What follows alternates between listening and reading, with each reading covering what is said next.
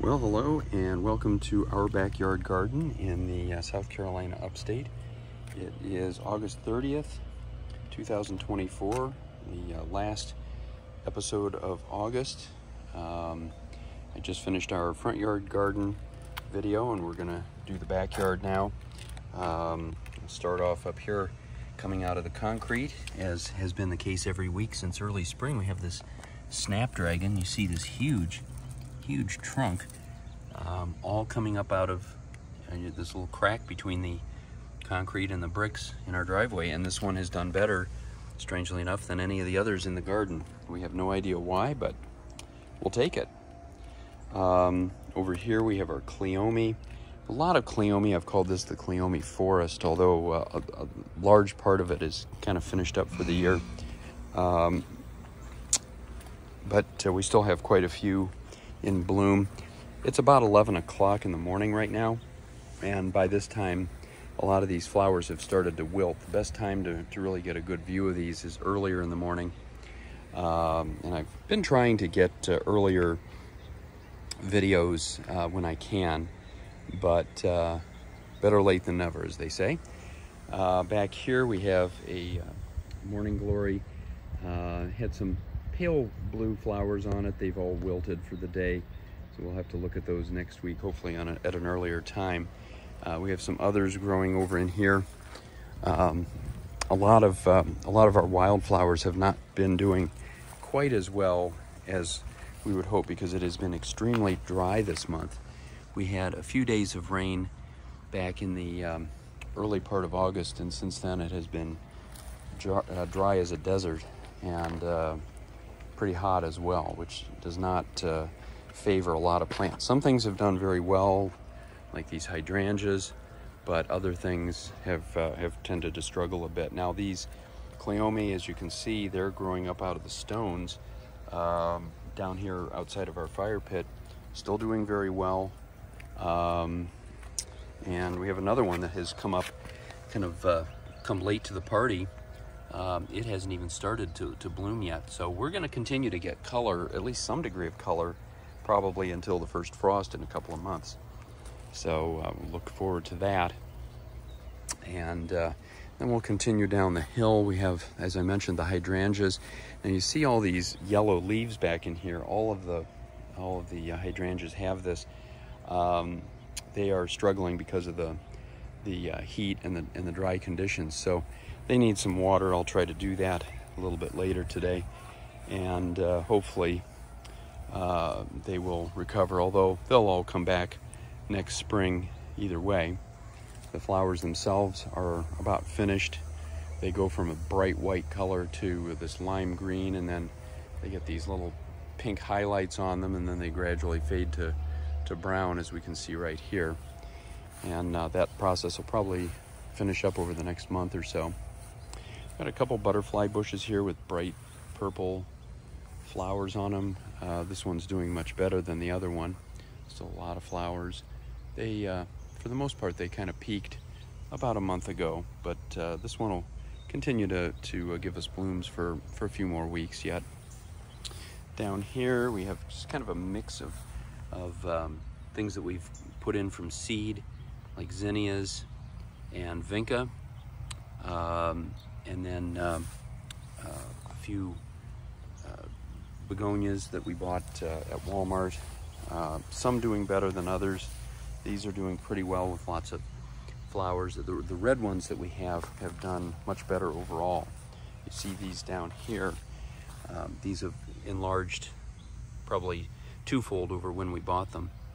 And you can see a butterfly there trying to get some pollen out of those.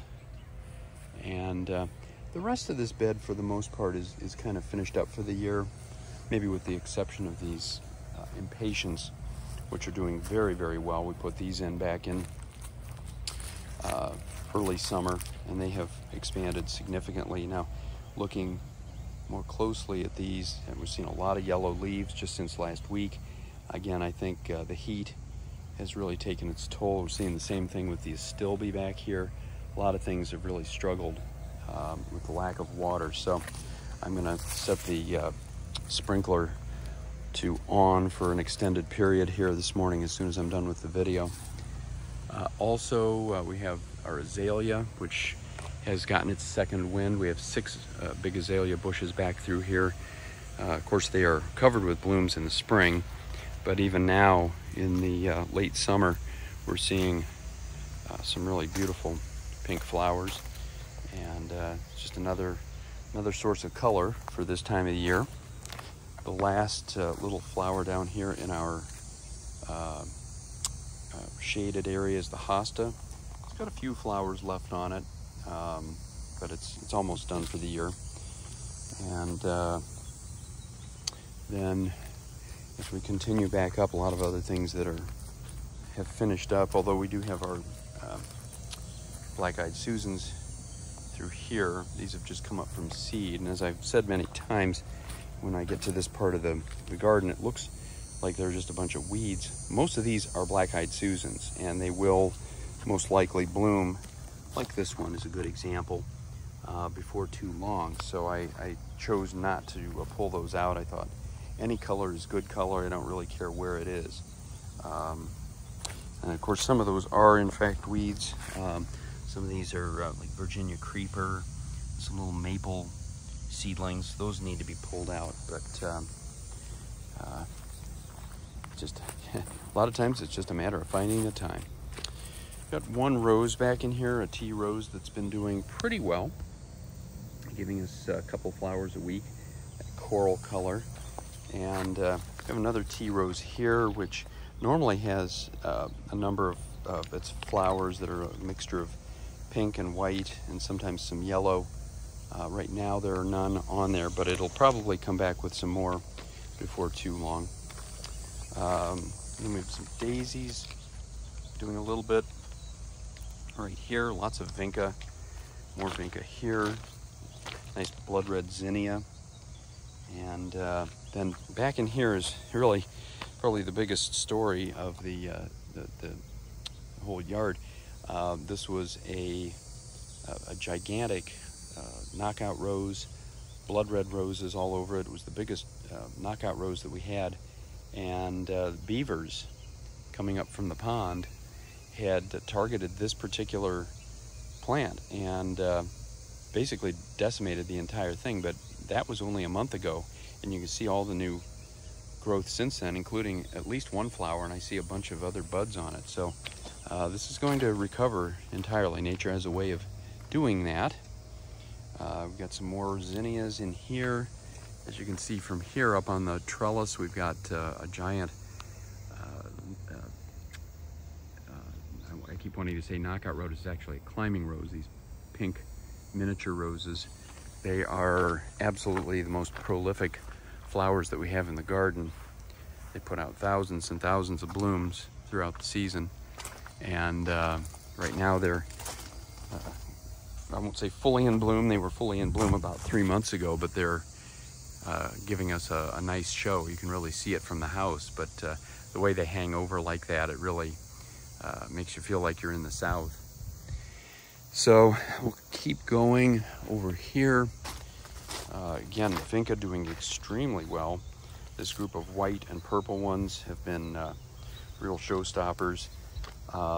Here we have an interesting plant with the purple leaves and the little lavender colored flowers. We think this is related to spiderworts, but we're not sure.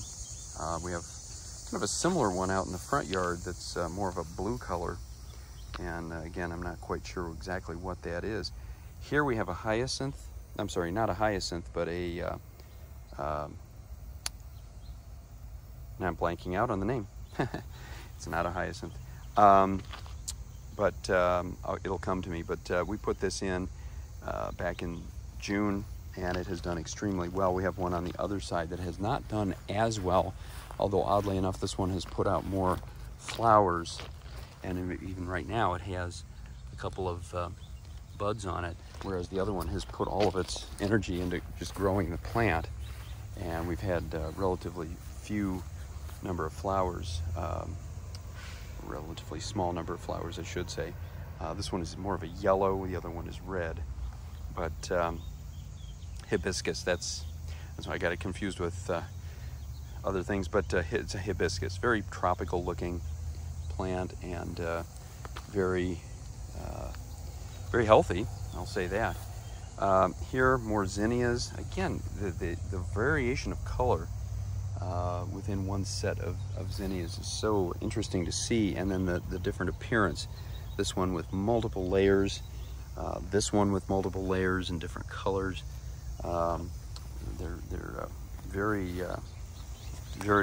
interesting, very nice addition to the entire garden. Got some smaller zinnias down in here. These only grow to about 4 to 6 inches in height, and all of them are one color. They're pretty, but they're not quite as interesting as the others. And there we have another butterfly having himself a little morning snack. And then behind that we have some veronica. Now normally we see a lot of bumblebees near the veronica. I'm not seeing that right now. They'll probably be there later on. I think this might be the first day that I haven't seen at least one bumblebee in the veronica. Well, as I say, that one just came by. He landed on that little pink wildflower there. That's another one that we don't have a name for. We've had it in the yard for a few years, but we don't know offhand the name. I should mention this zinnia. This is a nice bright pink color. Not one that we see all that often. And here we get some more butterflies. Really having a good time here. And speaking of which, right next to it, a butterfly bush with more of those bright purple blooms. Huge plant. It's all one plant, amazingly enough. And it's doing extremely well where it is. It likes its home. Another one of these almost spherical shaped zinnias to go with the more typical thin one layer ones. Over here, these bright purple zinnias that just keep getting bigger and bigger. Again, ones that are shaped almost like a golf ball. They've got so many layers of petals. It's amazing. And then behind those, we've got balloon flowers still doing well. Last week I said I thought they were done for the year, but they are not. They're actually doing very, very well. But these purple zinnias we got from Walmart, and each one of them has grown probably 5-fold since we bought them. And it's really the brightest overall group of zinnias in our whole garden. Here, got some of the darker yellow marigolds with the giant flowers. I always refer to these as pom-poms. They're bigger in the spring. They tend to get a little smaller as the year goes through, but they're still doing very well as opposed to their cousins in the front yard, which are kind of struggling a little bit. Back in here, this has always been a troublesome area. We have trouble getting water to it. Some things do well, some things not so well.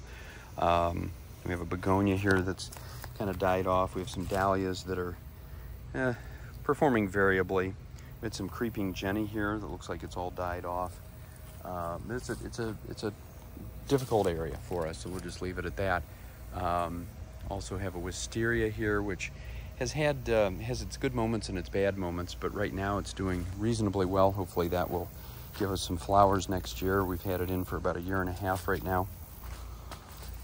Then as we work our way back here, we have another huge wisteria. This one is doing great. It gets just the right mix of sun and shade. And then over here, coming down into the terrace, we have canna. The light green canna look like they're done flowering now, or at least this group of them is. The darker leaved ones that are taller have more of a red type of bloom. Ours are not particularly prolific, although you can see a couple of blooms. And one up there. Not doing great, but they give us some greenery at least. We have one yellow bloom, and I'll show you a close-up of one of those in a moment. More of the black-eyed Susans through here. And over onto this side, those will continue to bloom for a few more weeks. And then over here you can see one single yellow can of flower. Very pretty, very tropical looking, but unfortunately they're very invasive. We have not put a lot of work into this bed because it's not an area that we can see from the house, but we've got a lot of things growing there that don't belong there, like a maple tree and all those canna. We need to get those out and allow the irises and the black-eyed Susans and the daylilies to thrive a little bit more. All right, with that, we're gonna head up to the house and finish things up. As I had said in the front yard video, there's not a lot that has changed since last week. It's really, I won't say a carbon copy, but it's very similar. You don't see a lot of change this time of the year. Most of the change is in the spring. And so as we come up to the house, we have several roses. This was a really good week for roses. Unfortunately, it was early in the week. We had a couple of nice big white rose flowers, 3 big lavender ones and 1 huge red one right here. Now the red one you can still see. The others have finished up. But other things like zinnias, vinca. There's a bumblebee on the veronica. That's what we expect to see. And some tomatoes growing back in there, some phlox, just a wild mix of various things. And same thing as we come over this way. So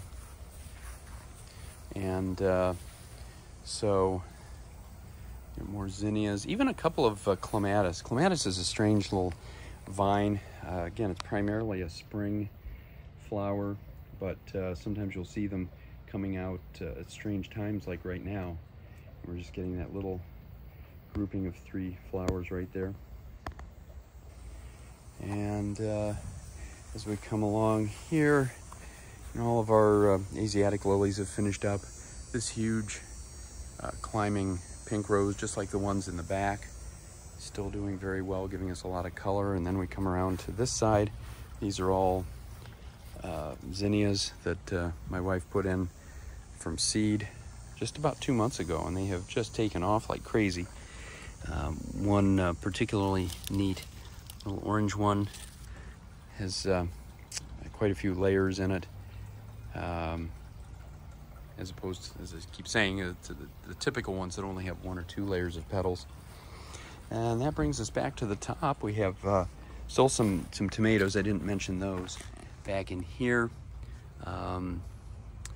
We haven't really done anything with them. They give us the occasional actual tomato fruit, but they have not thrived like they have in previous years, probably because of the heat. It has been unusually hot down here in South Carolina. But regardless, the garden's doing very well. We're having a lot of fun with it, and as we head into the Labor Day weekend, hopefully you can get out. Hopefully it's sunny wherever you are. And until next time, happy gardening.